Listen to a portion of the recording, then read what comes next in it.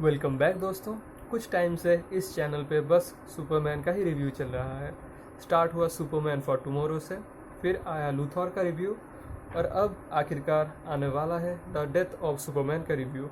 And I promise you दोस्तों कि for now यही होने वाला है सुपरमैन का लास्ट कॉमिक बुक रिव्यू। इसके बाद मैं कुछ दूसरा कॉमिक बुक ट्राई करने वाला हूँ, चाहे वो बैटमैन हो या कोनन या कुछ और। तो चलिए बिना देरी किए शुरू करते हैं द डेथ ऑफ सुपरमैन का रिव्यू।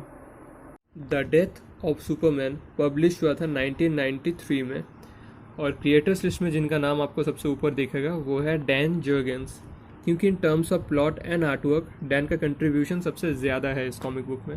हालांकि उनके सिवा भी आप देख सकते हैं कि ढेर सारा अलग अलग राइटर्स और आर्टिस्ट ने इस बुक के अंदर काम किए हैं। तो इतना लंबा चौड़ा क्रिएटर्स लिस्ट होने का एक ही वजह है दोस्तों, क्योंकि इस कलेक्टेड कॉमिक बुक में आपको ढेर सारा डिफरेंट टाइटल्स का एक या दो इश्यूज़ को क्रोनोलॉजिकली पढ़ने के लिए मिलेगा।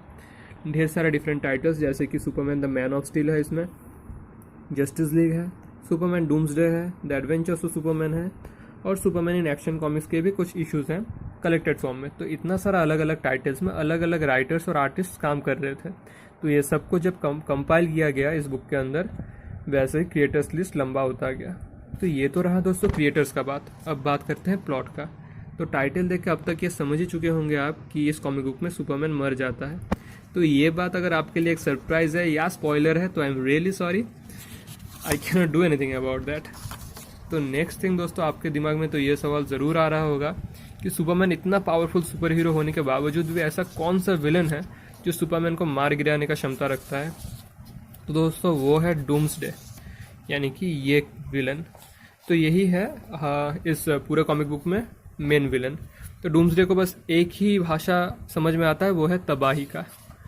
तो डूम्सडे एक ब्रेनलेस काइंड ऑफ क्रिएचर है, उसका कोई थॉट प्रोसेस नहीं है, उसको खाना नहीं पड़ता, सोना नहीं पड़ता, पीना नहीं पड़ता, उसको बस तबाह करना आता है। बहुत ही गुस्सैल एक मॉन्स्टर है and he has no compassion for life, जैसे कि आप देख रहे हैं। तो डूम्सडे तबाही करते हुए आगे बढ़ता रहता है और उस टाइम का जस्टिस लीग पहुंच जाते हैं डूम्सडे को रोकने के लिए। तो उस टाइम का जस्टिस लीग थोड़ा अलग था। उस टाइम के सुपर हीरोज थे उस जस्टिस लीग में, जैसे कि Maxima, booster gold, blue beetle, blood wind, Guy Gardner जैसे तमाम सुपर हीरोज।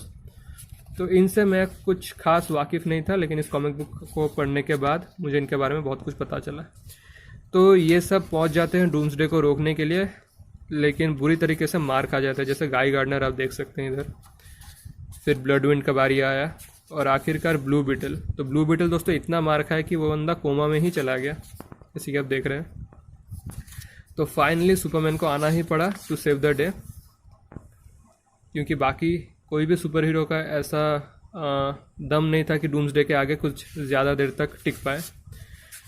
लेकिन फिर जस्टिस लीग एकजुट हो जाता है और सुपरमैन के साथ मिलके अपना सारा पावर झोंक देते हैं डूम्सडे के ऊपर। लेकिन डूम्सडे कुछ ही सेकंड्स में सब सहन करके निकल आता है। तो जैसे कि आप देख सकते हैं दोस्तों, सारा सुपर हीरोज़ ने अपना पावर्स कंसंट्रेट किया, पूरा फोकस किया डूम्सडे के ऊपर। तो सब सोच रहे थे कि डूम्सडे अब तो मर ही चुका होगा, लेकिन उसको एक खरोच तक भी नहीं आया, जैसे कि आप देख रहे हैं। तो यह इतना ताकतवर है, इतना रिलेंटलेस फाइटर है और बहुत ही फास्ट है। तो आखिरकार सारा सुपर हीरोज हार मान जाते हैं, लेकिन सुपरमैन हार मानने वालों में से नहीं है। तो फाइट कंटिन्यू होता रहता है, लेकिन डूम्सडे को रोकना बहुत ज़्यादा मुश्किल साबित होता है। फाइनली डूम्सडे मारपीट करते करते कूदते कूदते पहुंच जाता है मेट्रोपोलिस तक। और मेट्रोपोलिस एक हेविली पॉपुलेटेड सिटी है दोस्तों, और सुपरमैन का अपना शहर है।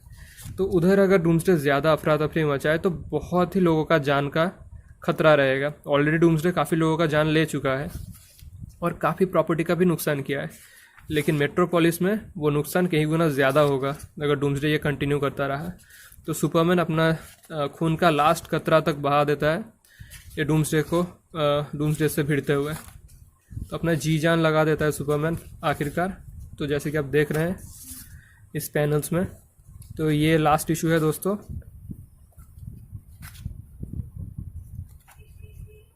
हाँ, एक इमोशनल पॉइंट आप बोल सकते हैं, क्योंकि लुइस लेन उसका वाइफ होता है और उसके सामने ये मारपीट चलता रहता है। तो यही मारपीट, ये लड़ाई के अंत तक सुपरमैन वीरगति प्राप्त करता है दोस्तों। तो हाँ, दूसरे का जान बचाने के लिए वो खुद का जान का कुर्बानी दे देता है, लेकिन वो लड़ते हुए डूम्सडे को भी अपना साथ लेके गिरता है। तो ये एक बहुत ही बड़ा इमोशनल आप पॉइंट बोल सकते हैं इस कॉमिक बुक का, जो कि है ये लास्ट पेज। जैसे कि आप देख रहे हैं, इसको मैं क्लोजअप देना चाहता हूँ आपको। पीछे है जिमी ओल्सन, सुपरमैन का दोस्त, रिपोर्टर, कैमरामैन, और ये है लुइस लेन, सुपरमैन का वाइफ। तो दोस्तों इसी के साथ ख़त्म होता है। तो यही था बेसिकली प्लॉट। तो ओवरऑल प्लॉट अच्छा है, और जैसे कि आप देख रहे हैं कि आर्ट वर्क भी ख़राब नहीं है, क्योंकि उस टाइम का कलर्स थोड़ा, हाँ पता है कि उतना वाइब्रेंट नहीं है, उतना डिजिटली वेल कलर्ड नहीं है, लेकिन अगर आप पेंसिलिंग के ऊपर गौर करें तो पेंसिलिंग काफ़ी सही है। फ्रॉम एक्सप्रेशंस टू एनाटॉमी सब कुछ नियर परफेक्ट है। तो इन टर्म्स ऑफ आर्टवर्क बहुत ही अच्छा है। प्लॉट भी बहुत सही है, क्योंकि एक मेन स्ट्रीम, एक सबसे पॉपुलर सुपर हीरो में से एक है सुपरमैन, तो उसको ऐसे ख़त्म कर देना was a really big decision.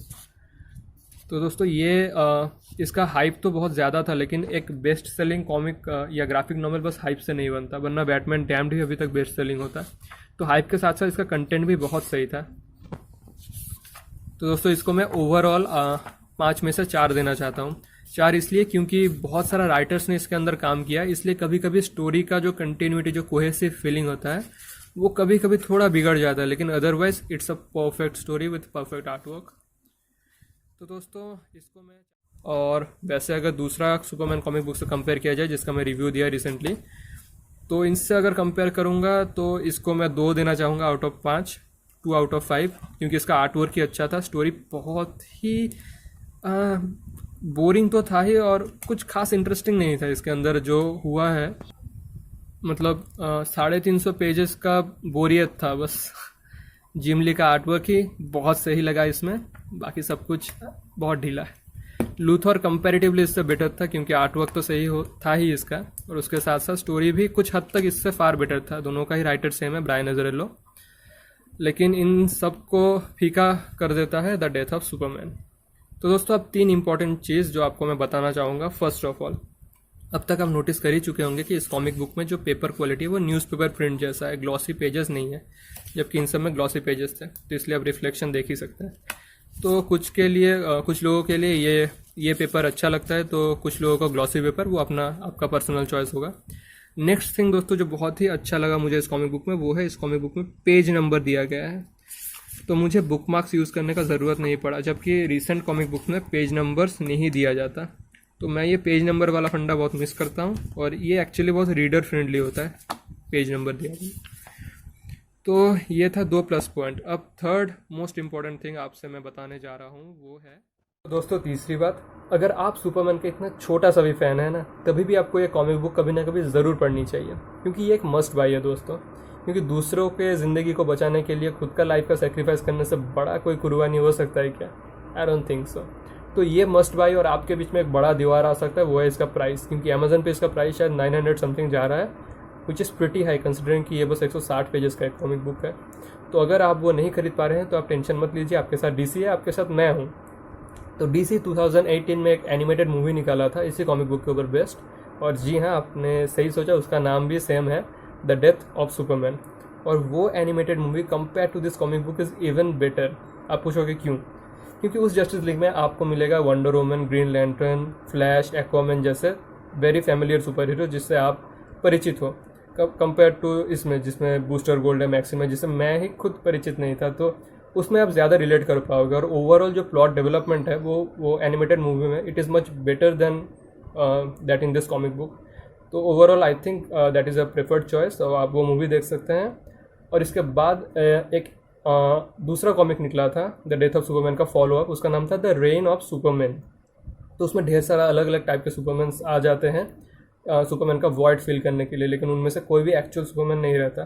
तो उसमें क्या होता है मैं ये आपको नहीं बताऊंगा, डीसी आपको बता चुका है both in terms of comic book and movie. तो हाँ, द रेन ऑफ सुपरमैन नाम का भी एक मूवी निकला था 2019 में, मतलब 2018 में निकला था द डेथ ऑफ सुपरमैन, उसके बाद निकला the rain of Superman.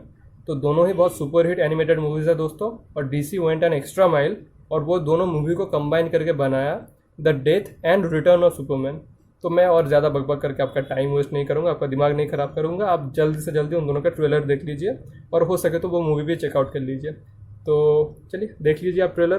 Now presenting a DC Universe movie, The Death of Superman.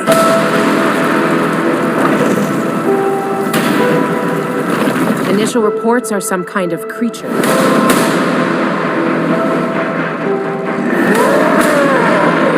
I don't know where you came from, but I'm sending you back.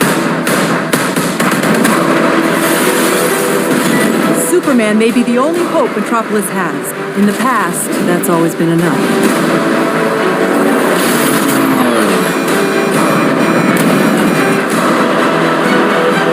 You can't go back after that thing. It's suicide.